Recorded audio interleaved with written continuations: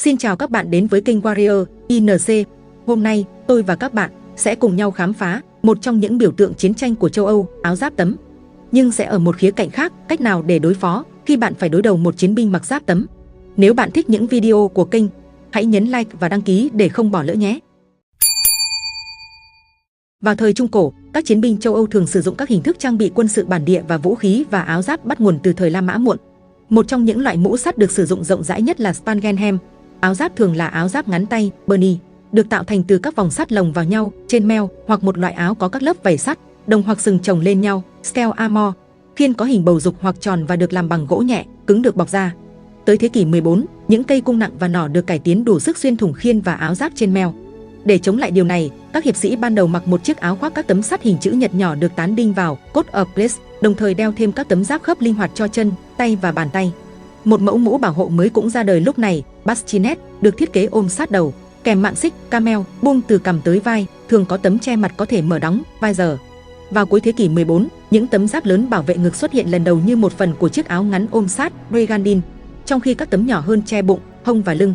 Vào khoảng năm 1420, áo giáp sắt toàn thân từ đầu đến chân đã được sử dụng, hoàn thiện hình ảnh hiệp sĩ trong bộ áo giáp sáng chói. Được gọi là áo giáp tấm, plate armor.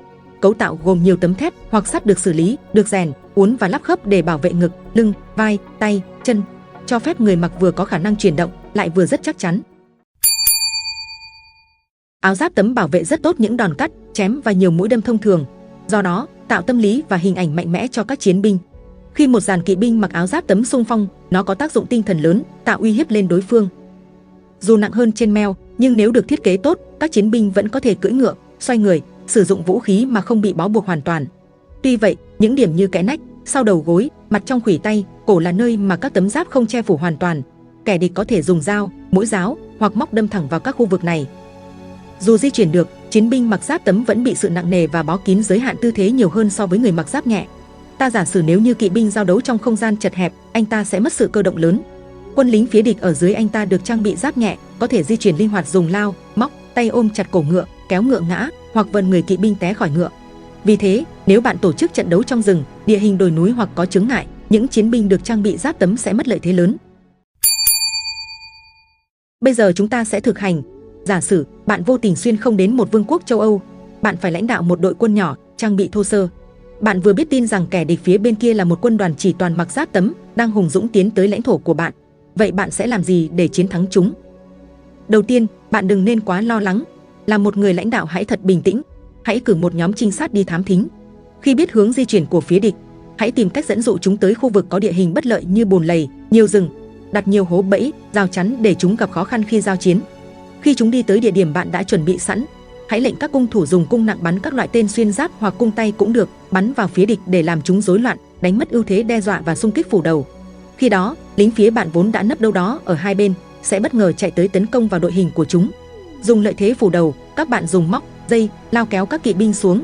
Những kỵ binh này vốn mặc giáp tấm, khi bị ngã xuống sẽ khó cử động linh hoạt ngay lập tức. Hãy tận dụng khi ấy, tấn công vào những kẻ hở của giáp phía địch. Phải nhớ có thêm một đội quân bọc hậu chặn đường rút của chúng. Càng tiêu hao nhiều sinh lực địch, càng có cơ hội đàm phán. Có thể dùng búa chiến, rìu hoặc chùy đập mạnh vào giáp. Nó gây lõm, tạo xung chấn, gây chấn thương nội tạng hoặc làm người mặc mất cân bằng. Ta có ví dụ như chiếc rìu cán dài Poleaxe được thiết kế để chặt và đâm xuyên qua các tấm giáp.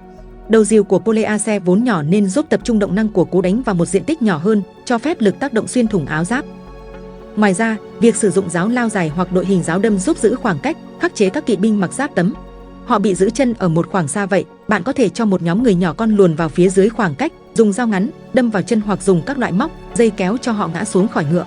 Nếu một chiến binh giáp tấm ngã ngựa, vẫn còn quá khỏe mạnh và to con, một mình bạn không thể ứng phó, hãy cố gắng phối hợp 3 tới 4 người đè hắn xuống và tiêu diệt.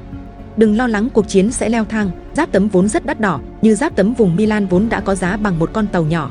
Vì vậy, rất hiếm những vương quốc thời đó có thể trang bị cho binh sĩ của mình những tấm giáp phụ thân như thế này. Nên cho dù đó là một vương quốc có khả năng trang bị loại giáp này ở quy mô lớn, họ thường rất tự tin về sức mạnh quân sự lẫn kinh tế của mình. Và dĩ nhiên họ cũng sẽ rất quan ngại nếu bị hao tổn quá nhiều. Vì vậy, khi mà tên vua đối địch đã đi tới quyết định dùng đoàn quân giáp tấm này thay vì dùng các nhóm quân rẻ tiền khác để đánh bạn, có nghĩa là tên vua đối địch này quyết tâm phải tiêu diệt bạn hoàn toàn một cách nhanh chóng. Đồng thời, hắn muốn nhân việc này để phô trương sức mạnh, nghĩa là bản thân hắn rất tự tin việc sử dụng đoàn binh này.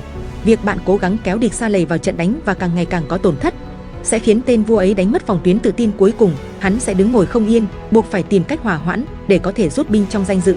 Nếu tên vua không làm thế, những lãnh chúa dưới trướng hắn cũng dần dà mất kiên nhẫn, cũng không muốn hoang phí tiền của vào một trận đánh không đem lại kết quả gì.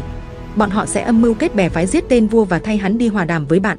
Một ví dụ điển hình là trong chiến tranh Hussite tại Bohemia thế kỷ 15, nay thuộc Cộng hòa Séc tại châu Âu.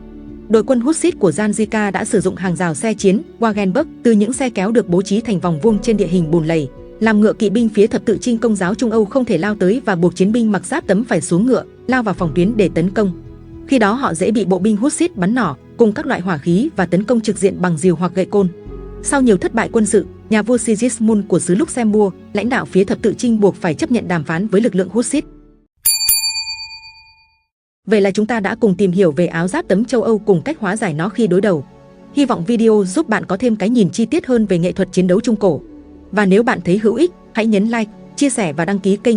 Hẹn gặp bạn trong video tiếp theo.